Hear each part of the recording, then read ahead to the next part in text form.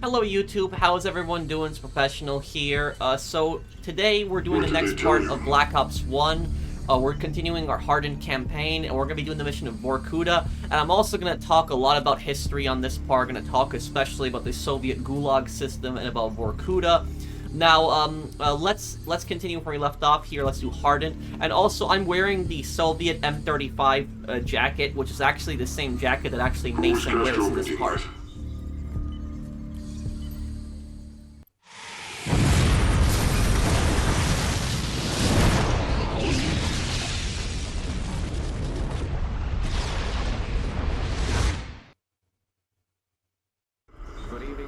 It was a setup. They knew we were coming. That bastard Dragovich. The Russian? Eh. He was behind everything. Where did Dragovich take you? Russia. A labor camp. Oh, a hellhole called Vorkuta. Oh my god. What did they do to you, Mason? What didn't they do?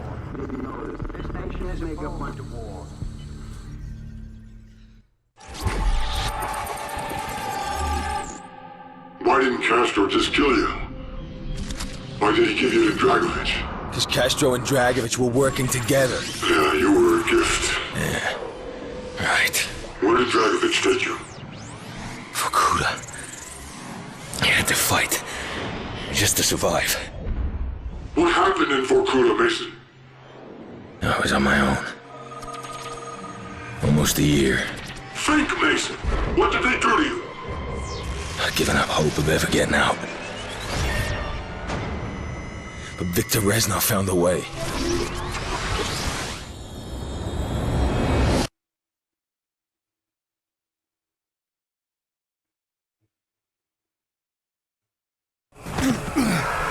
You were right, medical. Victor Reznov. My friend. I remember when I played this game the first time, I was so surprised to see Reznov. I was not expecting to see him in this game.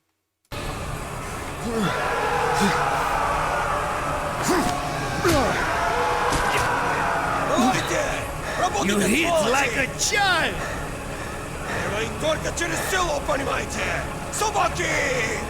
Эй, сволочь! Всегда ты, Резнов! Ха! Ха! Ха! Ха!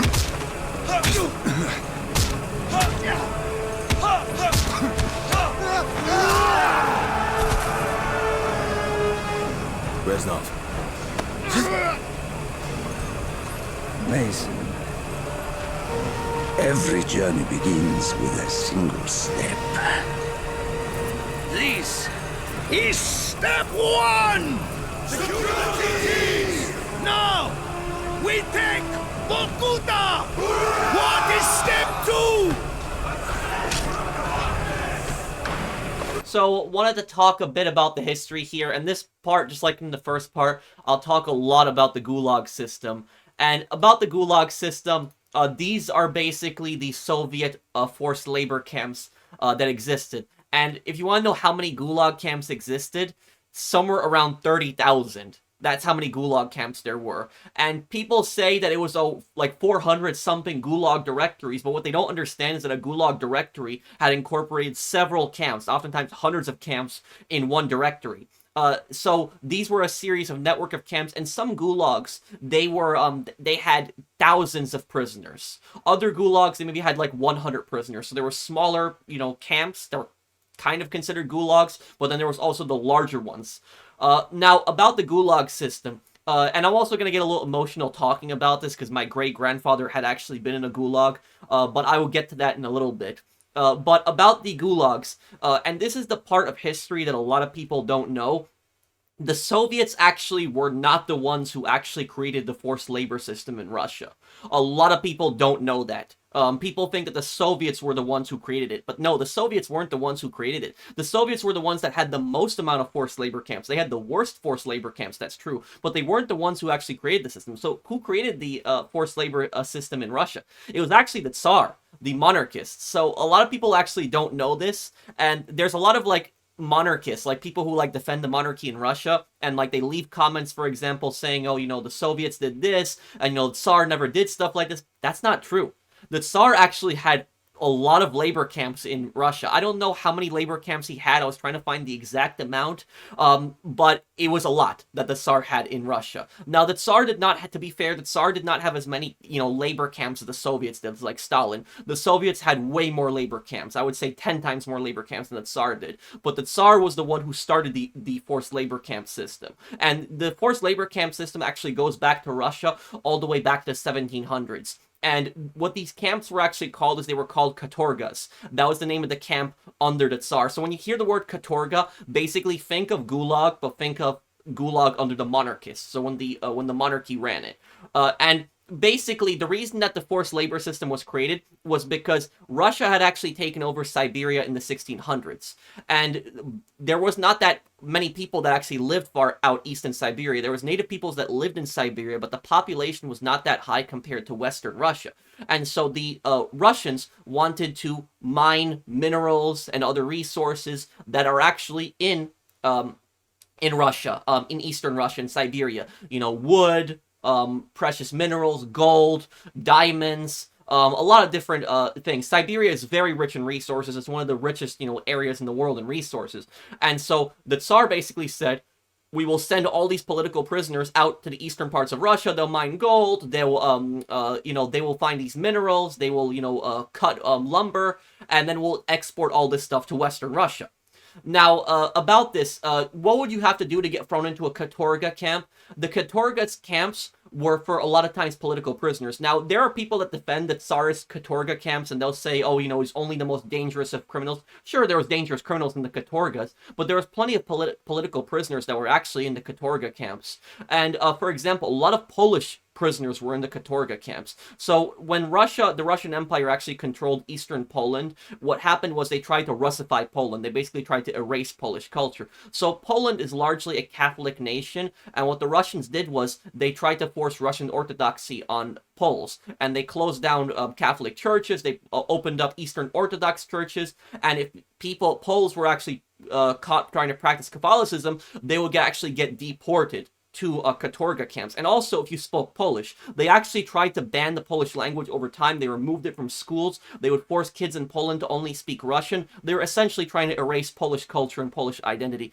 And so what would happen is there was Polish families that would actually open up these underground schools where they would teach kids how to speak Polish. And if somebody basically ratted them out and the Russian, imperial authorities came in, they would arrest the teachers and send the teachers and their parents all the way to these labor camps in the eastern parts of Siberia. So there's plenty of political prisoners that were against the Tsar that were actually sent in these camps. These katorga camps were not as big as the gulags. The network wasn't as big, and there wasn't as many victims of the gulags, but it doesn't change the fact that the forced labor camps were actually started by the monarchists. A lot of people don't know that. For example, in Modern Warfare 2, you have that gulag that you actually raid where Captain Price is in. That gulag was actually built by the Imperials, the monarchists in Russia. They actually even say that at the start of the game, that it was originally a monarchist forced labor camp, and the Soviets later took it over. And so they would, when they say in Modern Warfare 2 that the government it was people that the government couldn't kill, but they would send far away, it was kind of true. The purpose of these forced labor camps is they would send people so far away that they could not instigate a revolution or do anything in Western Russia to basically upset the monarchists and the authorities. And the Soviets basically did the exact same thing. So after the one other thing I also wanted to mention here is that there was actually a lot of Polish kids that were actually put in these katorga camps. So these camps, they didn't just have adults in them, they actually had children in them. And these children were the children of Polish revolutionaries, people who, did not support Russian colonialism, Russian imperialism in Poland, and had basically fought for a free and independent Poland. Now, and this is going to be a really crazy story, but Imperial Japan invaded Siberia in the early 1920s. So there was the Siberian intervention, and what the Siberian intervention basically was when the Russian Revolution was basically at its end. The Russian Empire had collapsed, and then the Russian Provisional Government had collapsed, and a lot of Western countries were trying to prevent the Soviets from completely taking over Russia, but they failed. And so there were several countries that actually intervened in the Russian Civil War in the far eastern part. America was there, Japan was there, Britain was there, France was there was Czechoslovakian legions. But anyways, what happened was when Japan actually invaded Siberia, Japan's original plan was actually to colonize parts of Siberia, but they realized they couldn't hold Siberia. And so what Japan did is, as they actually went through Siberia, they actually came across a lot of these katorga camps.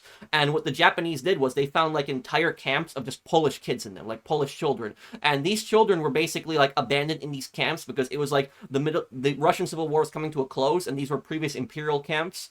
And what the Japanese did was they actually saved all of these Polish kids. And it's one of those few times in history where the Japanese army actually did something kind. The Japanese army was very brutal and evil in a lot of their conquests, but that was actually one good thing that they did. One really honorable thing they did is that they actually saved the a lot of the Polish kids that were in these work camps in eastern Siberia, and the Japanese actually sent these kids to they were taken care of by the Red Cross in Japan. There's a lot of pictures of this. And what happened is when Poland actually regained its independence a year later, Japan, what they did was they actually sent all of these kids back to Poland. So Japan actually saved a lot of these kids' lives. These kids would have died in those camps if the Japanese had not intervened. And to this day, there's actually a strong relationship between Poland and Japan over the Japanese actually saving a lot of the Polish kids from those camps. There's actually even memorials in Poland dedicated to it, talking about it. I think even the Japanese Prime Minister actually visited Poland to commemorate the event. But anyways, moving on to the Soviet times now. So when the Soviets came to power, they basically said, hey, the Tsar already has, these forced labor camps, and, we, the Bolsheviks, the communists, we can now, use these labor camps to imprison our own political opponents. And the labor camp system, it started under Lenin, so people act like Lenin was not this bad guy. Lenin was a pretty bad guy. Lenin established the Cheka, which was the early Soviet secret police responsible for thousands of atrocities, but he did actually participate in creating these forced labor camps in Russia. It's specifically in Siberia. And not every gulag was in Siberia, though the majority of them were in Siberia. There was actually gulags that were in Western Russia, Kazakhstan, Ukraine, even in the Baltics. But most of the time when we think of gulags, we think of camps that were specifically in Siberia. And what happened is when Stalin actually came to power, Stalin actually rapidly expanded the gulag network. Rapidly. He built, thousands of these camps. Thousands. And how many, like I said, it was somewhere around in the period that the gulags had existed. Gulags had basically existed for about 3 to 4 decades. And there's some belief that the gulags even existed up until the 70s. But there were somewhere around 30,000 camps. And some of these camps, like I said, had 100 prisoners in them. They were relatively small. Others had thousands of prisoners in one. How many people were actually imprisoned in the Gulag camps? In total, around 20 million people over a 30, 40 year period. 20 million people. When you think about that, that's insane. That's you think of something, the population of Tokyo is 14 to 15 million. So imagine a population of Tokyo plus 5 million people. And Tokyo, I think Tokyo is the most populated city in the world. I could be wrong on that, but that is literally how many people were in these gulags. 20 million people. Absolute insanity. And how many people died in the gulags? In the gulags, a lot of records actually state that it was somewhere between 1 to 2 million people. That's what a lot of people say. But me personally, I don't believe that. I don't think that it's between 1 to 2 million people. I think the number is actually much higher. I would put the number 4, 5 million, even, a few million more, possibly. We don't know the exact amount, so I would say probably what that 2 million number is, I'd probably at least double it. I would probably put to 4 million. And the reason that we don't know the exact amount that died in the gulags, because we don't know everybody that was sent there. Not everybody that was sent there was registered. And on top of that, the Soviets, we can't trust the Soviet records, because the Soviets are going to manipulate a lot of their records. So, also, I will show you how the Soviet numbers are actually flawed. So, what would happen is, before you were actually sent to a gulag, you would be imprisoned in a, some kind of prison. Mostly in Western Russia, depending on where you had gotten arrested by the Soviets. And then, after that, you would be put on a train, and you would be basically sent to the gulags. And the vast majority of gulag prisoners were put on trains, and the conditions on these trains were absolutely horrible. Horrendous conditions on them. If you died in one of those prisons before you were transported to the gulags, you were not registered as dying in the gulags. So if you had a few thousand people that died in these prisons awaiting to be transferred to gulags, they would not be counted as gulag deaths. If you had people that died on the trains going towards the gulags, they would not be counted as gulag deaths. If you had people, for example, that died of disease, the Soviet records could basically say, oh, they didn't die from the Gulag itself, they just got sick, even though the Gulags are basically what caused the disease. These camps, these Gulag camps, were extremely horrible conditions, really, really bad conditions.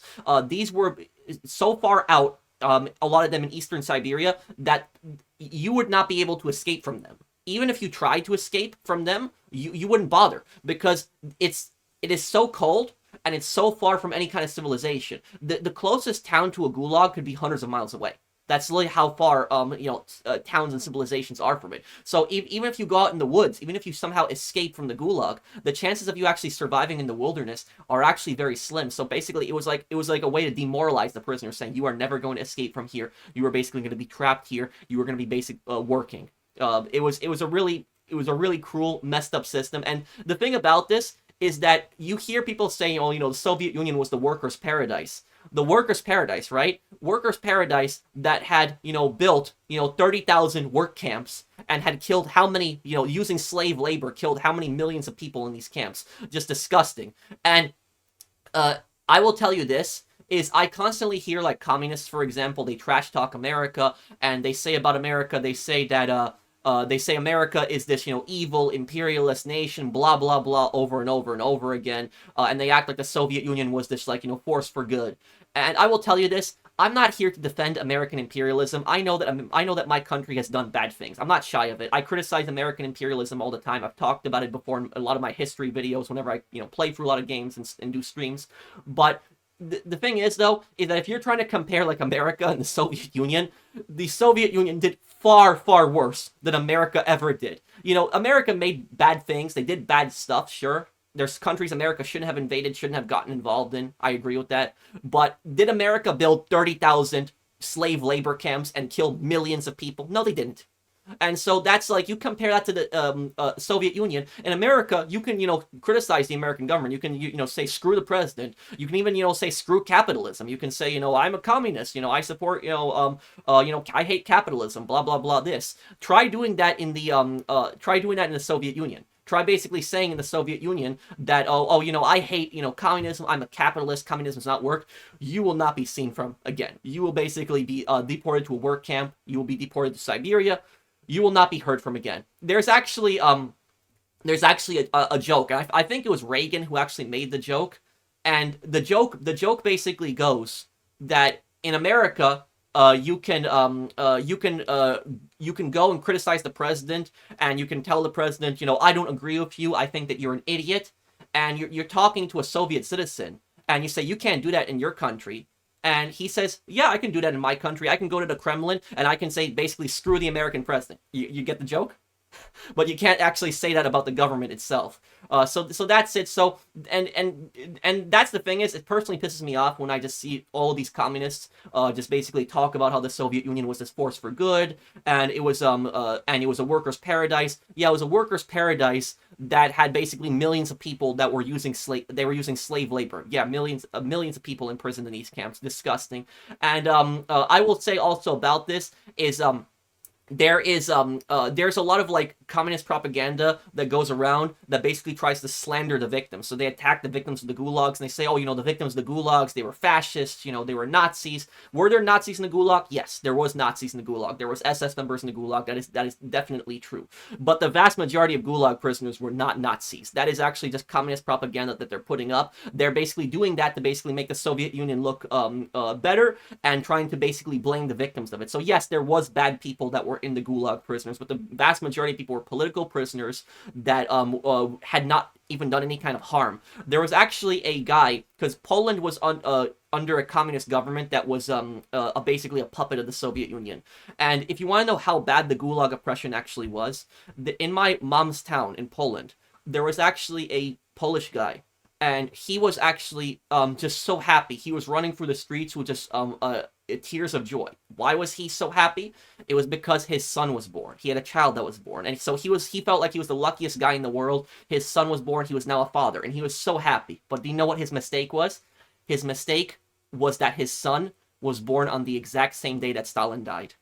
And so he was on the streets just happy, laughing, and that his child was born, and the authorities caught him, and they sent him to a gulag. He never saw his child. He never saw his wife again. Nobody knows what happened to him. He probably died in Siberia. That's basically the horror of the gulags. Stuff just like that. It's one of the most disturbing stories that I've ever heard about. That happened in my mom's town.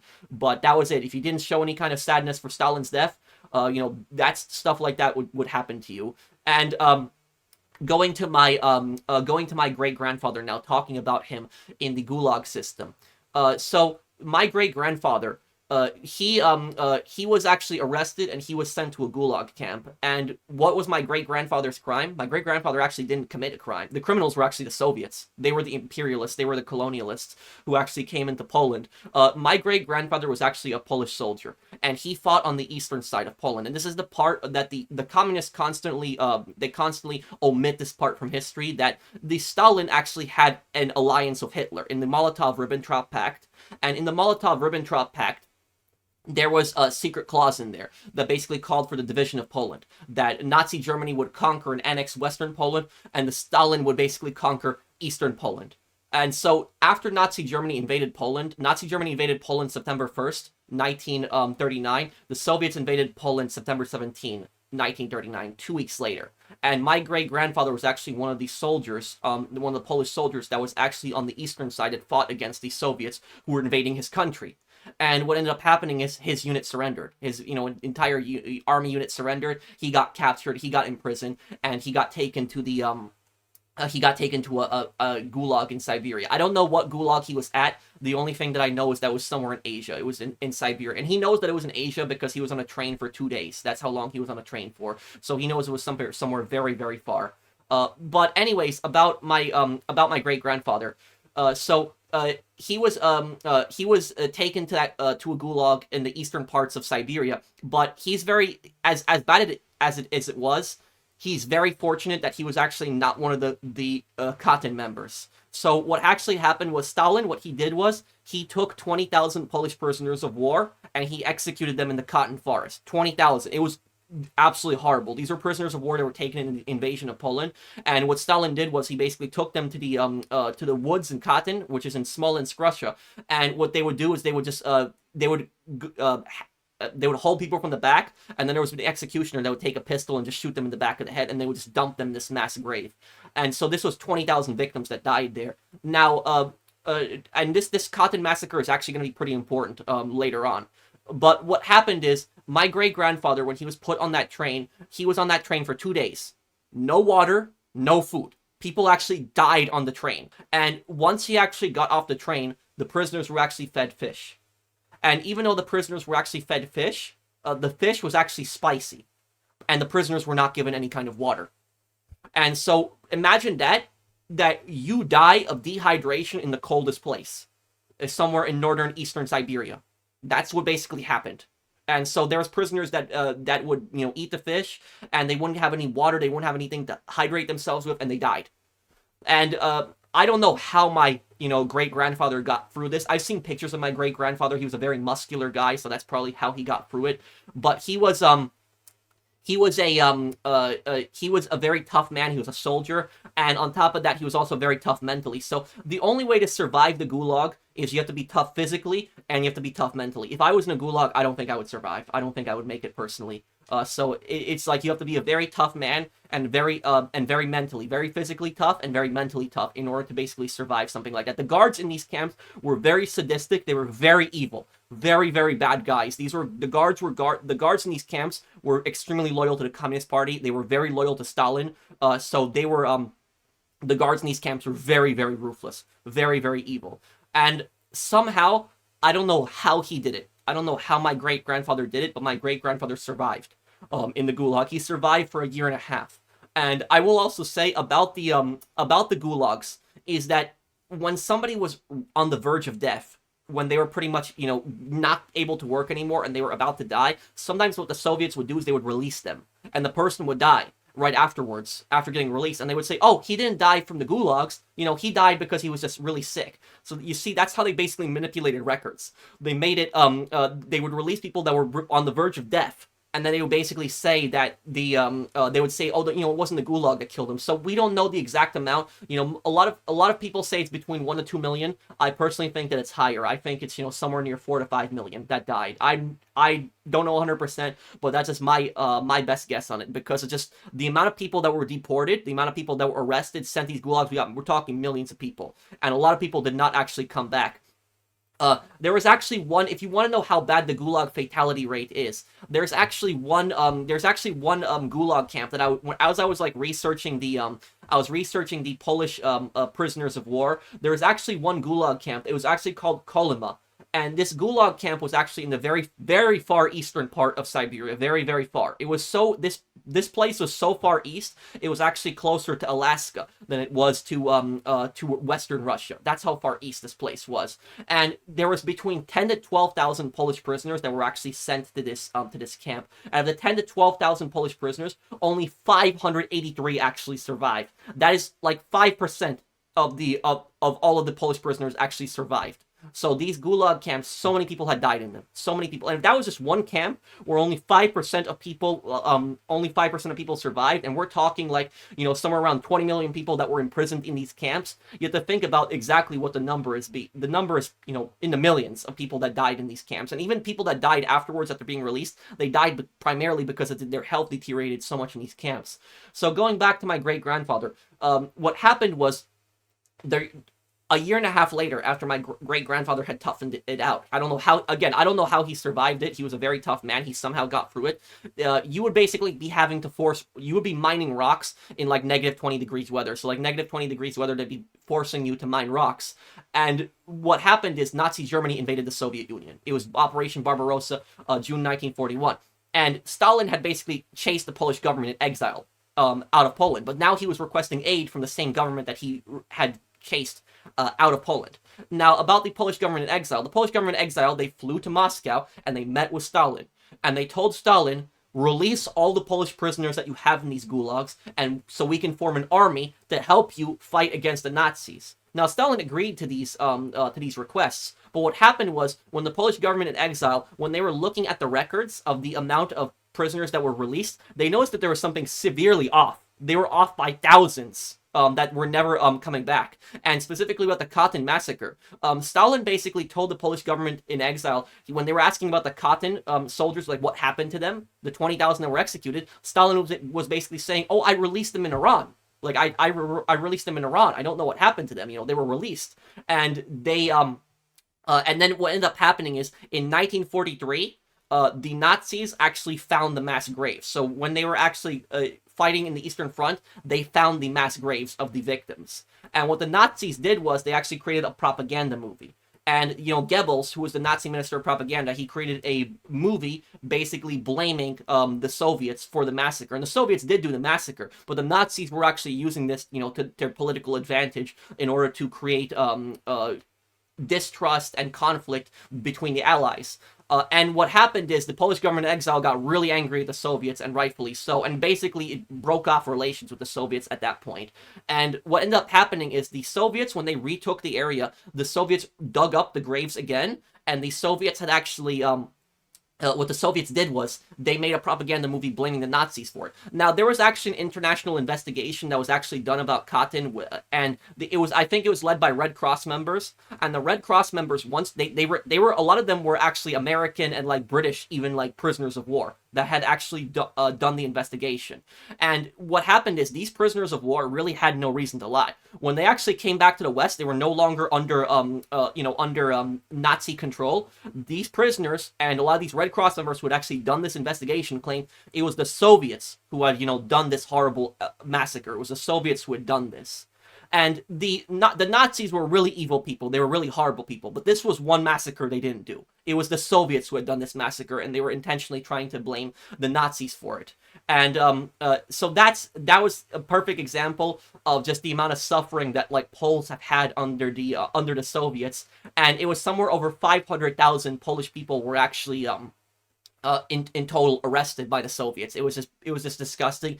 It was horrible. And I will also say, on my on my father's side of the family, because my mother's side, that's my great-grandfather, he's from my mother's side of the family. On my father's side of the family, because my father, he's a Polish Tatar, my mom, she's Polish Slavic, so I'm half, Slavic, and I'm half Tatar. The Tatars had actually suffered extremely under the Soviets as well. They really, really suffered badly. So who are the Tatars? The Tatars are actually a Central Asian people. They came from Central Asia with the Mongolian conquest. So when the Mongolians were actually conquering Russia, and they were conquering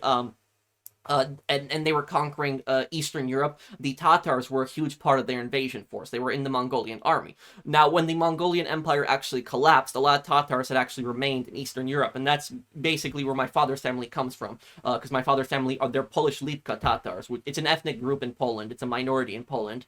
But anyways, about it is that, and this is another part of history that you probably aren't going to know about, that I'm going to talk about right here. You know that one land in Crimea, that land in Ukraine, Crimea, that like so many people talk about. You hear about it a lot in the media.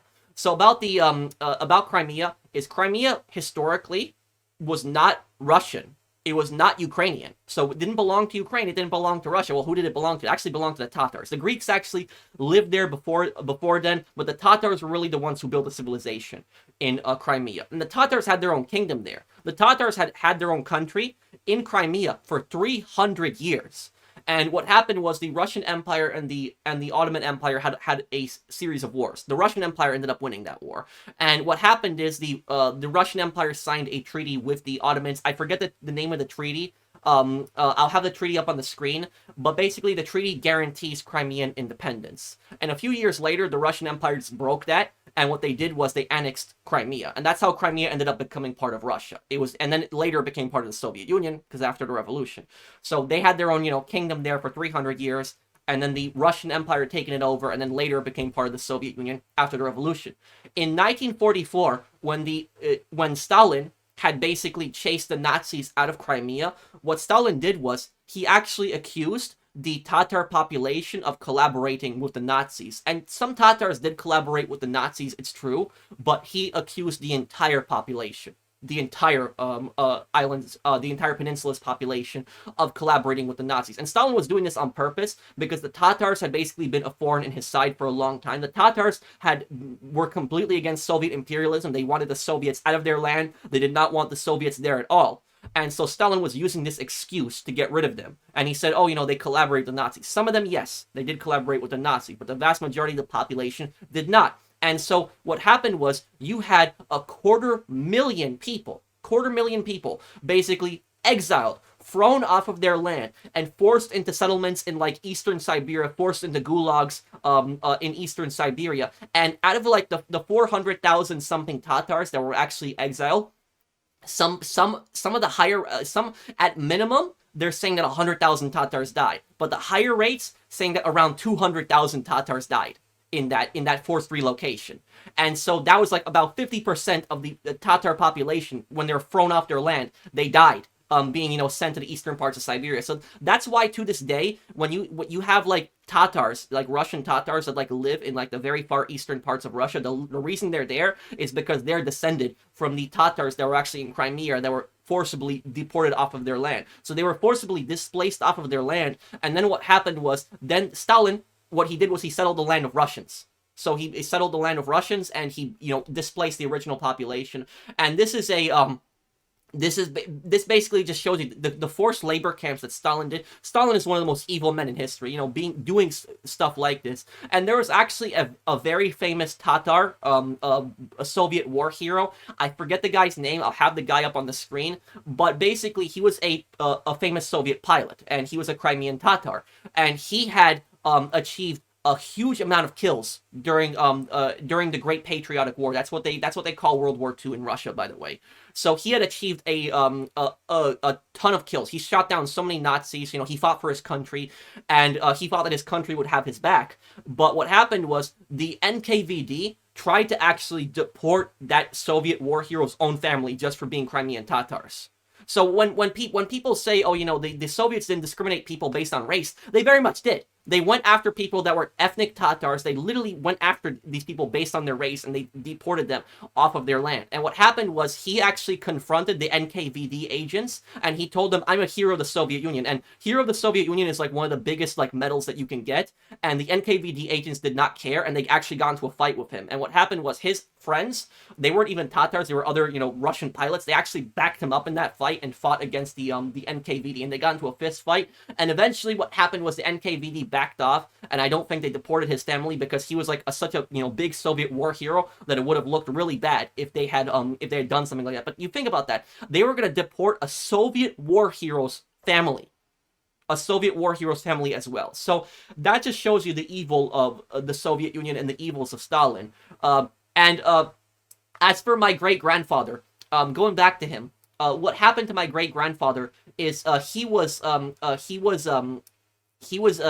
put into a Polish army, Anders' army, specifically in the West, because there was two Polish armies that were actually made when the Polish prisoners of war were released in the Soviet Union. There was the Eastern Army, was kind of more of a brainwashed communist army. There was good people that fought in that army, but the large amounts of the political officers that were in that were Polish communists. But then you had the Western Army, the army led by Anders, and it cooperated mostly with the British. They fought in Italy. So my great-grandfather on my mom's side, he fought in the Battle of Monte Cassino, specifically in Italy, and he had ended up surviving the war. So ironically, the German invasion ended up saving his life because he was, he joined that Polish army in the West and, helped defeat the Nazis. He helped, defeat the Nazis in fascist Italy. He survived the war. And what happened is he came back to Poland when Stalin died, and de-Stalinization basically, Poland became de-Stalinized and things calmed down. Now, comparing this to the game, I wanted to talk about a bunch of stuff in the game itself. So about Vorkuta, the gulag that Mason is actually sent to. Vorkuta is not just a fictional place. It's actually a real place. It was actually called Vorkuta. So it was a gulag, and Vorkuta was actually one of the biggest gulags. Vorkuta is a real place. It's located in the northern part of Russia. It's one of the coldest regions in the world. Vorkuta, not only is the gulag real, but the uprising is real as well. So the uprising that you actually see in Black Ops 1, this actually happened. This was a real event that happened. But the Vorkuta uprising actually happened in 1953. So it happened close to 10 years before Black Ops 1. And also about the Vorkuta uprising, Vorkuta was officially shut down in 1962, but the uprising actually happens in the game in 1963, so the camp would have been shut down. So that's kind of a historical error that the developers made there. But about Vorkuta, how did the Vorkuta uprising happen? The Vorkuta Gulag was so big that at one point it had 70,000 prisoners. And the reason that the Vorkuta uprising happened is it happened right after Stalin's death. So Stalin was the guy who was, Stalin was the dictator who had basically created this entire Gulag network. After Stalin died, Khrushchev took over.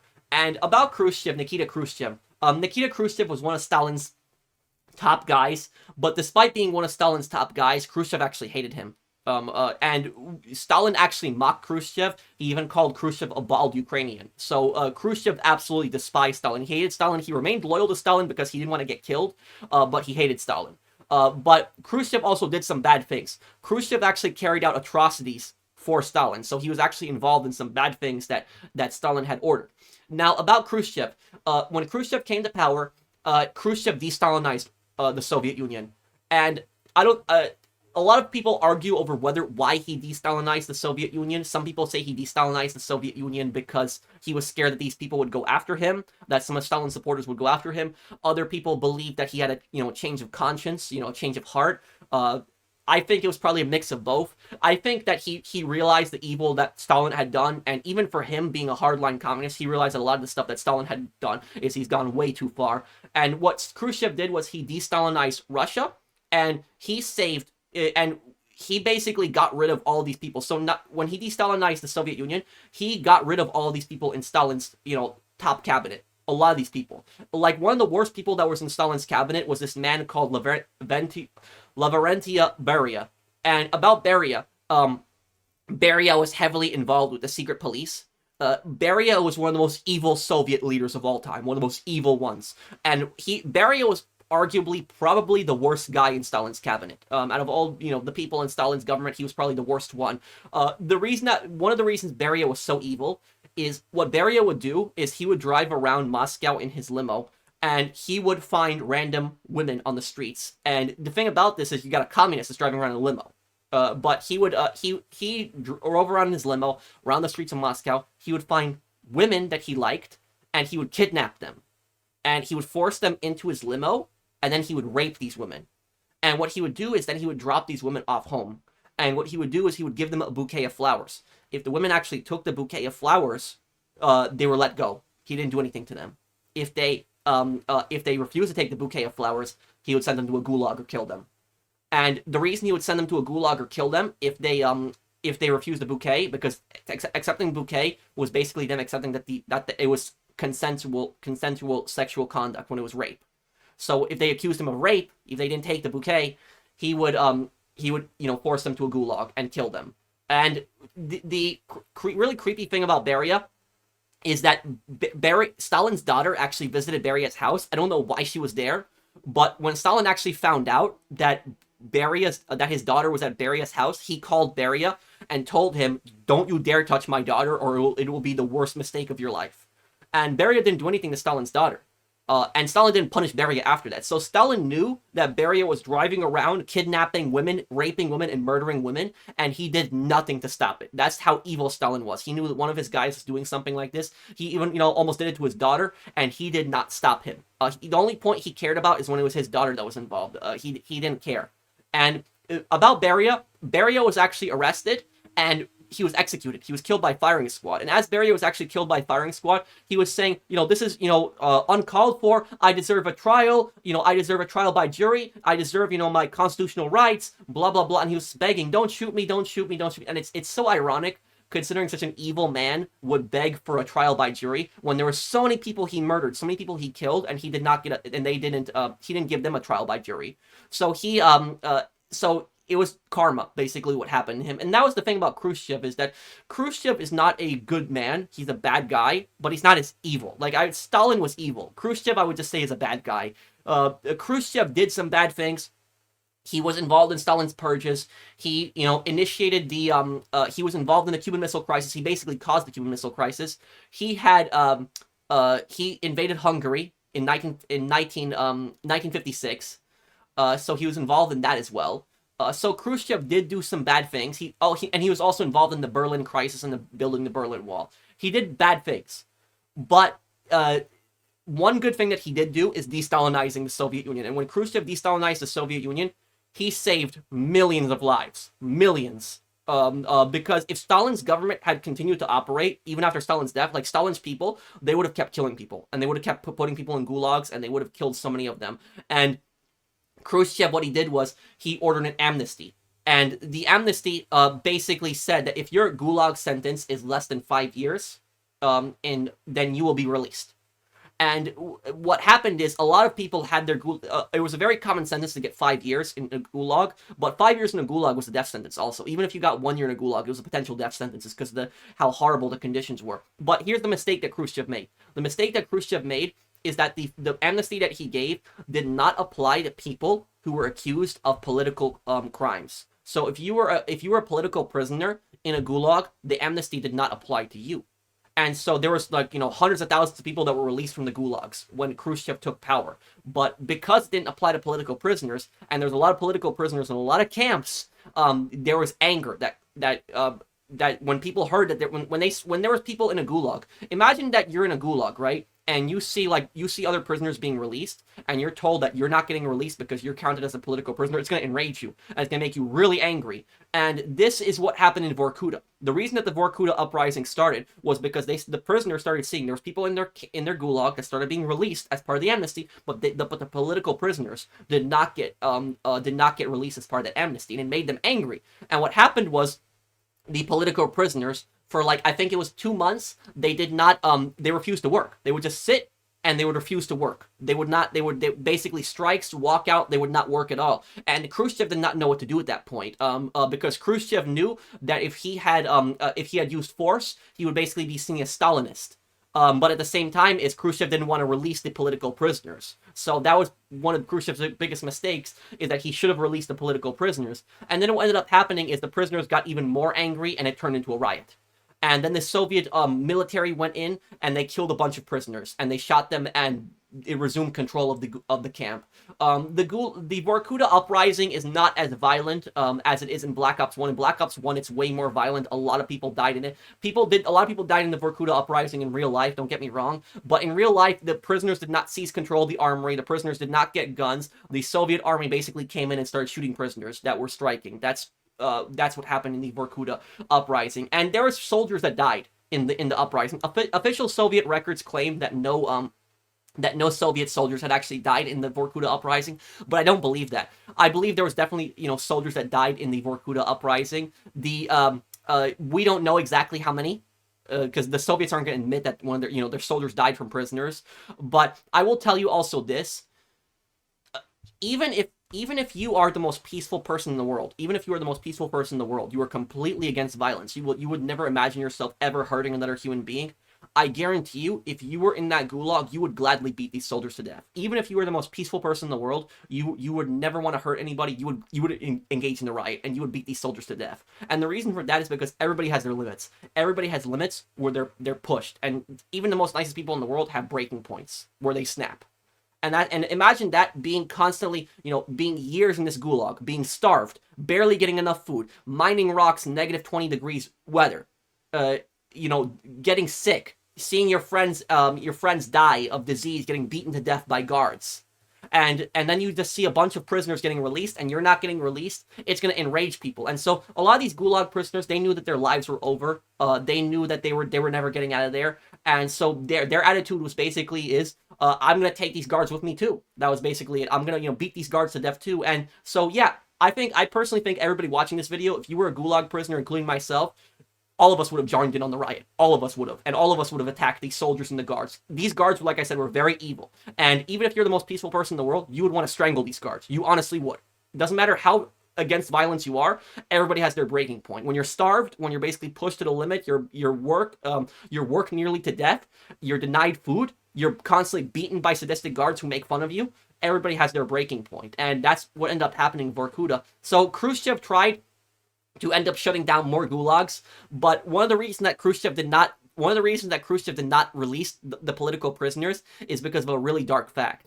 And the really dark fact is Stalin had built so many gulags. Like I said, there was 30,000 camps in total. Stalin had built so many gulags that when Khrushchev took power, he realized that the gulags that the Soviet economy was so dependent on gulags that if he shut them all down, the entire Soviet economy would crash. So imagine that Stalin made the largest country in the world dependent on slave labor. And if all the gulags were shut down, the Soviet economy would crash. That's why the political prisoners were not released. Khrushchev did improve conditions for prisoners. He did actually, the remaining prisoners that were inside, he did actually make reforms. He got them better food. He got them more time to rest. He reduced sentences. That is true, but he didn't release everybody. He tried, but he didn't end up releasing everybody. And what a lot of communists will do is a lot of communists will actually show pictures of they'll show pictures like this picture I have right up here. And this picture, this is actually from the exact same camp that I actually talked about earlier, the Kolyma Gulag camp. This is from that exact same camp where 95% of the Polish soldiers died in this camp. This is a picture in 1955, and it actually shows Lithuanian political prisoners happy and eating a lot of food. What communists will do is they will basically take pictures just like this, and they'll say, oh, look, the gulags weren't that bad. These people look, fed, and they're happy in this picture. There's three things about this picture. The first picture is the Soviets are only going to show you the pictures that they want you to see. And the second thing about this picture was actually taken in 1955, 2 years into Khrushchev's reign on Christmas Eve. The reason that the prisoners are happy is because it's Christmas Eve, and they're having Christmas Eve dinner. So even in the most miserable of conditions, they're going to celebrate on Christmas Eve. So that's why they're happier. This picture was taken when conditions in the gulags were much better improved. The living standards and the food was improved, and people weren't dying as much in the gulags. So it was when conditions were improved. So that's basically what a lot of communists will do is they'll show you pictures of the gulags from Khrushchev's time, and they'll say, oh, they weren't that bad, but they don't show you the pictures of what Stalin basically did.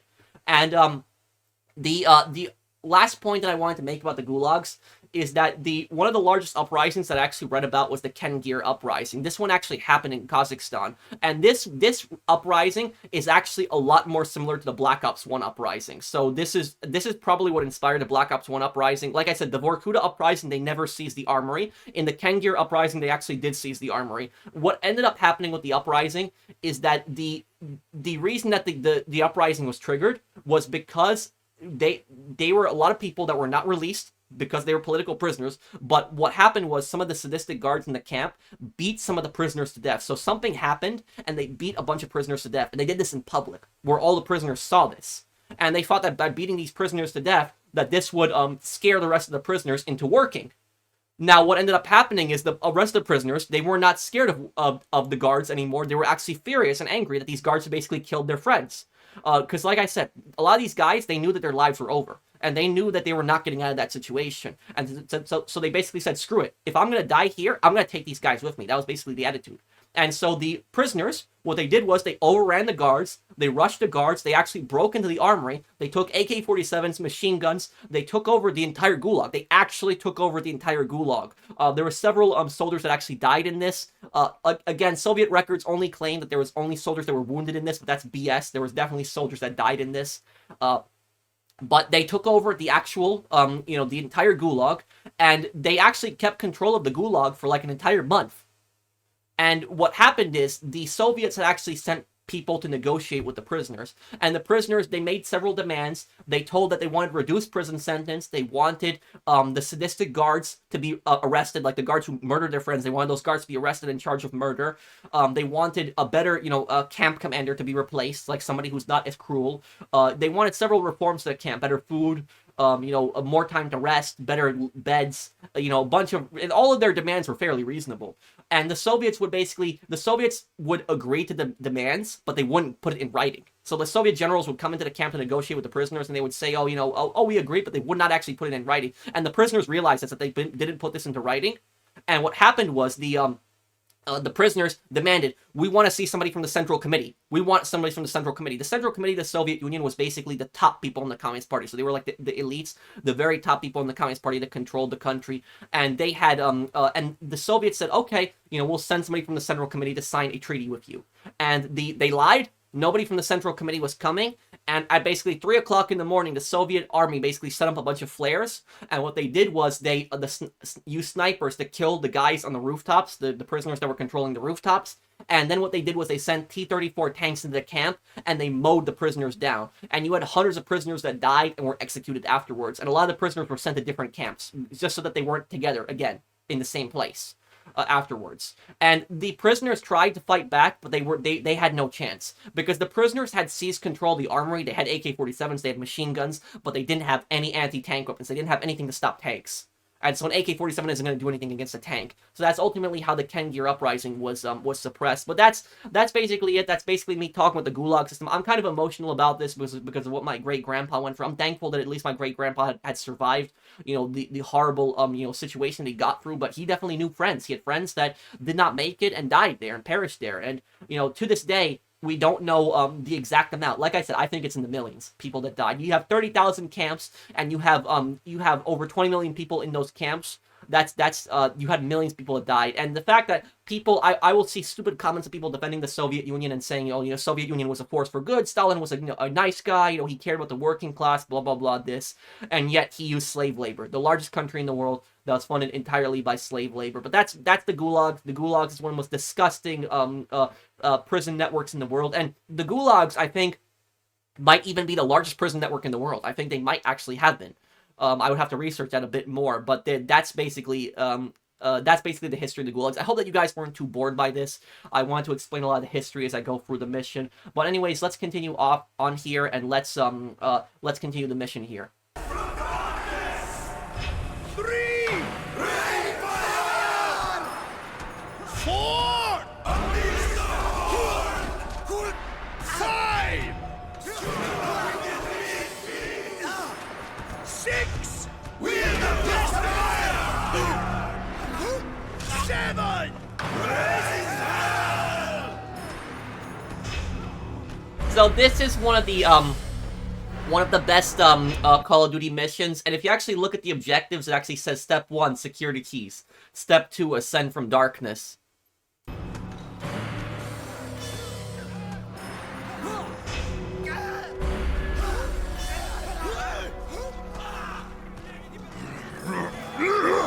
Allow me to introduce Sergei Kozin, the monster of Megadon.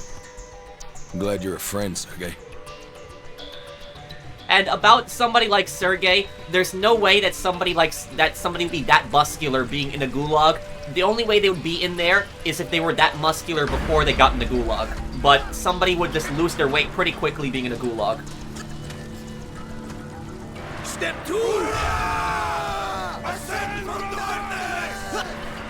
And this is exactly what I mean. That, you know, a lot of these guys, they knew that their lives were over. They really had nothing left to lose.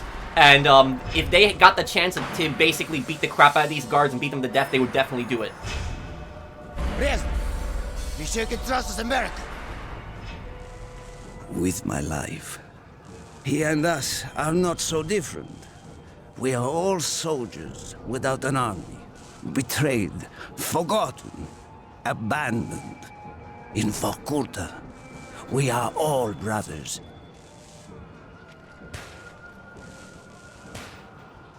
Oh, this is gonna be good here.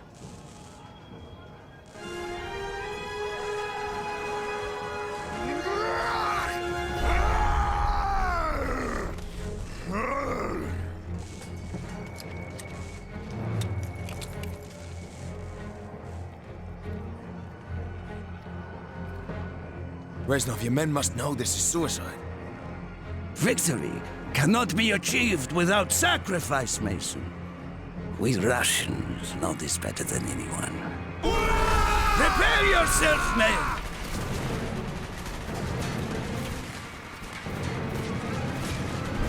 Mason! Over here! The town is going to rip us to shreds! Have faith, comrade! And let me turn on the music here. Yeah, the soundtrack in this part is actually really good.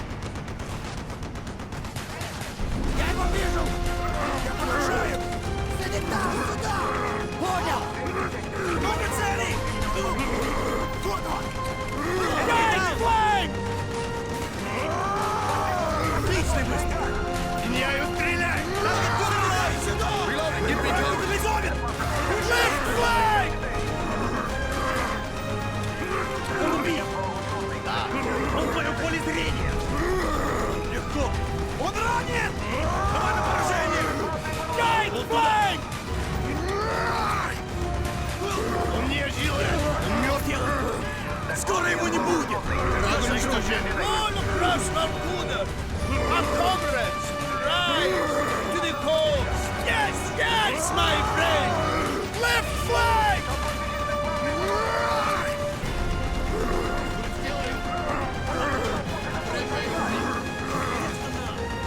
Step 3! Great fire! See how Mason's ingenuity turns junk into weapon.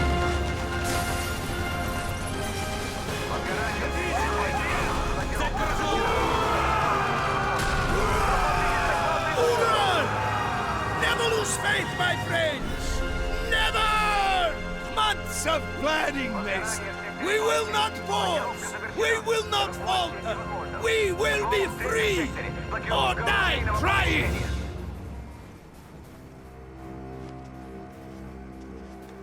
This way!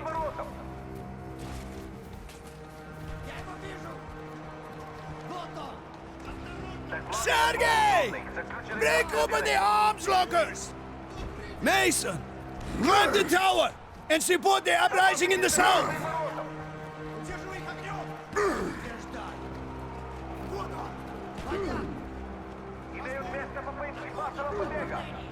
What about you, Reznov? For our plan to work, we need every man to play his part. Step 4. Unleash the Horde. I will rally the men! And I'll play Reznov's entire speech is actually really good. A lot of people miss Reznov's entire speech because they get through this scene really quick. Brave comrades of Vorkuta, The time has come to rise against our oppressors. Today, we show them the hearts of true Russians. We have all given our blood for the motherland. We have answered her calls without question. We gave our youth, our hearts, our very souls for her protection. As brothers, we fought side by side against the German fascists. We crawled through dirt and mud and sand to achieve our glorious victory. Not for medals or glory, but for what was right. We fought for revenge. When Berlin fell, how did our leaders repay us? We returned not to the rapturous welcome, but to suspicion and persecution. In the eyes of our leaders, we were already taken by the capitalist West. Torn from the arms of our loved ones, we found ourselves here. This place. This terrible place. Here we have languished with no hope for release, no hope for justice. We have toiled in Dragovich's mines until the flesh peeled from our bones. We have watched our comrades succumb to sickness and disease. We have been starved. We have been beaten. But we will not be broken. Today, we will send a message to our corrupt and arrogant leaders. Today, my comrades, Vorkuta burns!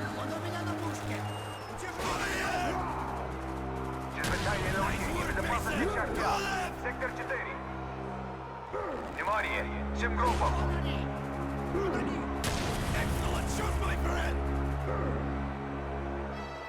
Личность главаря установлена. Резнов, Виктор. Приказ на уничтожение санкционирован. There we go. I got it all in one go. I got an achievement for that too. Cool. Восстановить порядок. This way! Arm yourselves, comrades! Reinforcements will soon arrive to defend the main armory! Just as we planned. How do we achieve step 5? Mason's weapon will soon be ready. So again, the in real life, during the Vorkuta uprising, they didn't get access to the armory. This was a bit changed. Shoot the lock, Mason! Forward, men! We will burn this hellhole to the ground! Hoorah!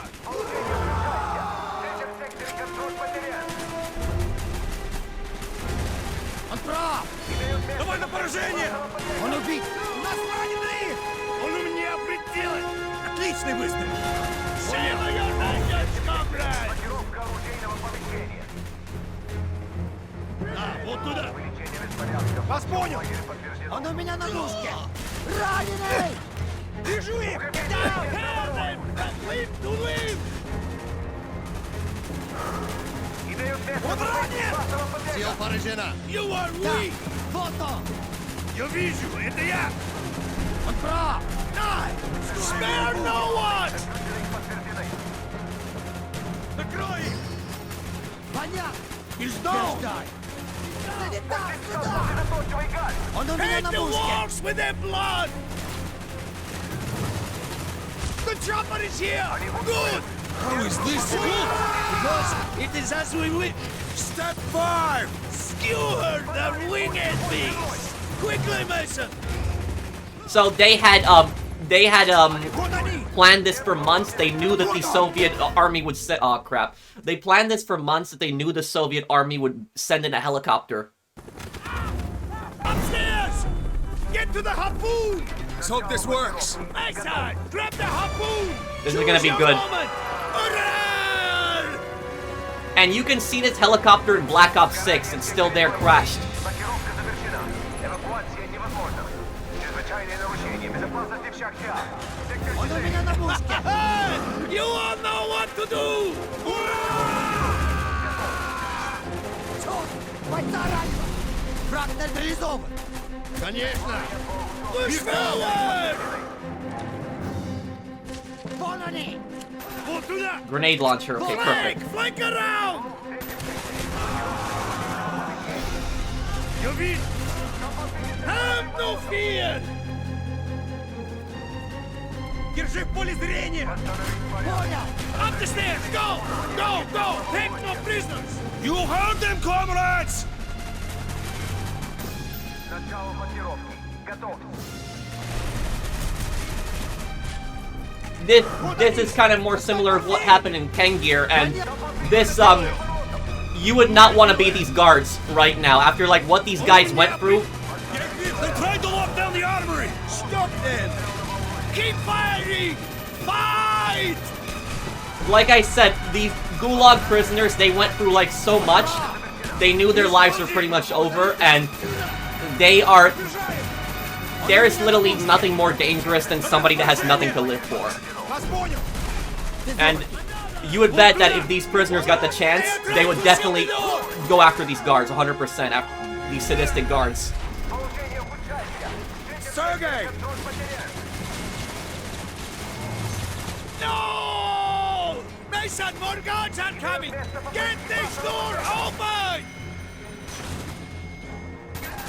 Да, вот туда! Upstairs! Let's go! The roof! I hear them on the roof! They too will be lambs to the slaughter!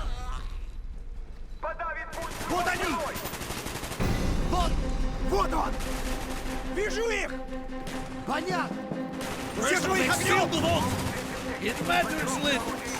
Step 6. Wield a fist of iron! This way! Он у меня прицелы! Понял! Он у меня на пушке!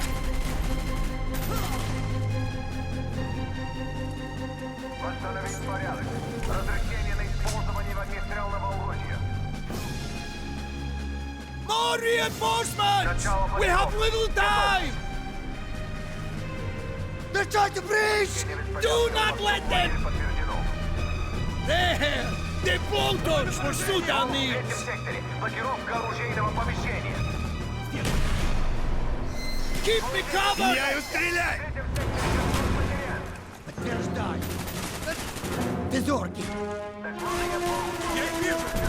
Я его вижу! Цель поражена! Это уничтожены! Вижу их! Вот он! Нужен доктор! Clear path for me, Mason! Службы безопасности продвигаются к входу в шахту. Он ранен!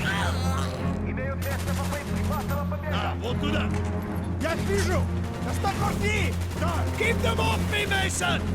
Чрезвычайное нарушение безопасности в Давай на шахте. поражение! Цель поражена! Уничтожи! Враг уничтожен! Держи! Keep them off me! They're under control! Pull back! Pull back! Get that boat open now! Almost there! Concentrate your fire! Я его вижу! Скоро его не будет! Санитар сюда! Вот они! Да, вот они! Stand your ground! Санитар! Да я его накрыл! Подбежаю! Удерживай их огнем! Ну-ка! Так, я Keep them off me, Mason! Yes! Mason! Grab that minigun! Положение ухудшается. В третьем секторе контроль потерян. Oh, this is gonna be really good now. Он not good one! Понятно! Поле зрения! Санитар, сюда! Ты его убил! Он у меня на пушке! Сил поражена! Давай окружение! Я продолжаю! Ты его уничтожил! Ему конец!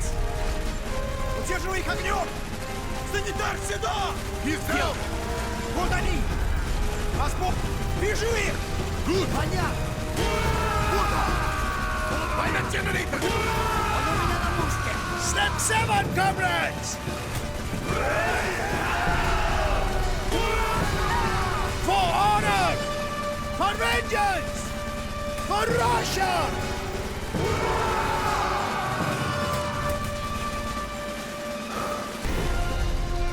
Накрыл! Много целей! Я подражаю! Удерживай их огнем! No mercy! Я прицелы! Сделаю! Сделаю! Легко! Unleash fury! Вот! Вот он! Давай на поражение! Граната! Поле зрения! Я его накрыл! Он убит! Burn this place to the ground, comrades!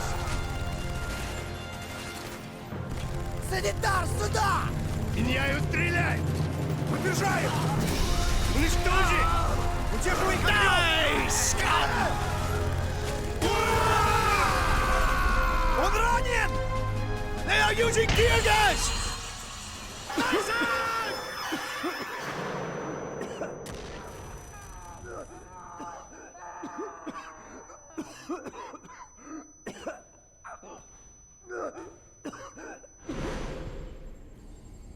They used tear gas. I couldn't breathe. You never left me.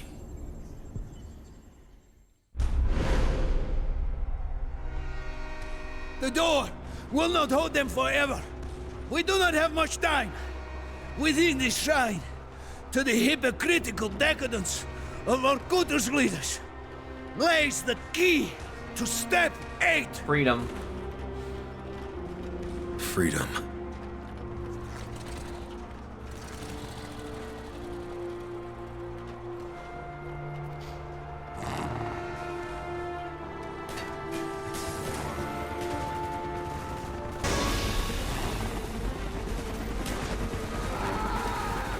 Come on, Mason! Faster! Faster! That is the train! Hurry, Mason!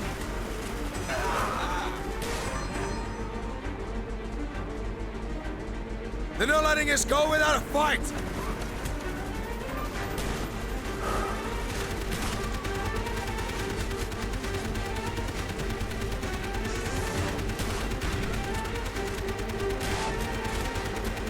This way!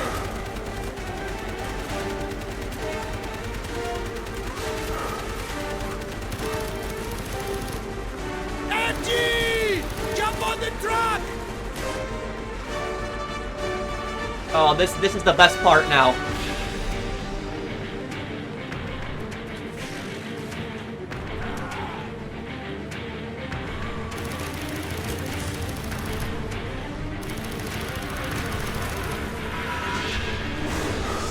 Keep on then!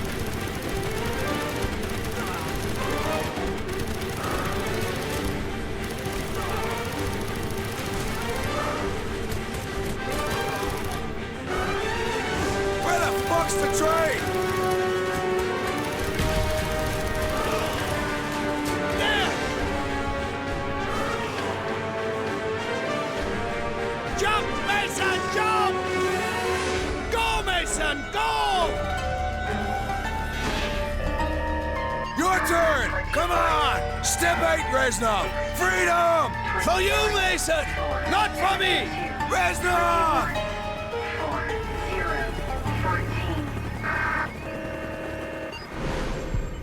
And that was the last you saw of Victor Reznov. Yes. At least for a while. Yeah, and you look at all the objectives. Step 1, secure the key. Step 2, ascend from darkness. Step 3, rain fire. Step 4, unleash the horde. Step 5, skewer the winged beast. Step 6, wield a fist of iron. Step 7, raise hell. Step 8, freedom.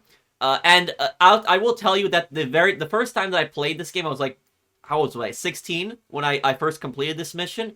And what happened was when Reznov basically says, for you, Mason, not for me, I was actually like screaming. I was like, Reznov, no! Because Reznov was like such a huge part of my childhood when I played World at War. So I was really surprised that he made an appearance in Black Ops 1. But yeah, that's pretty much the end of this mission. I hope that you guys have enjoyed this part. This part was a bit emotional for me, and I probably got the most emotional during Reznov's speech at the end there. It's because of what my great-grandfather went through, and so many, Polish people, and not just Polish people, but there are so many other people that were, in the gulags: Ukrainians, Belarusians, Russians, Kazakhs, Tatars. There were so many different people that were in these gulags. So many people that had suffered, and it was unfortunately, you know, nobody really escaped from Vorkuta during the Vorkuta uprising in real life. The uprising was suppressed and the military took control, and nobody really escaped. But the gulags are literally one of the most horrifying prisons that have ever existed in human history. And I hope that a lot of people do remember them and remember exactly what happened. But my God, 30,000 camps, over 20 million prisoners. My God, the Soviet Union was not a workers' paradise. The Soviet Union was a giant slave labor camp. That's pretty much what it was. But thank you guys for watching. I hope that you guys enjoyed this video. If you did, do drop a like, and I'll see you guys on the next one. Take care, everyone. Have a wonderful day, guys.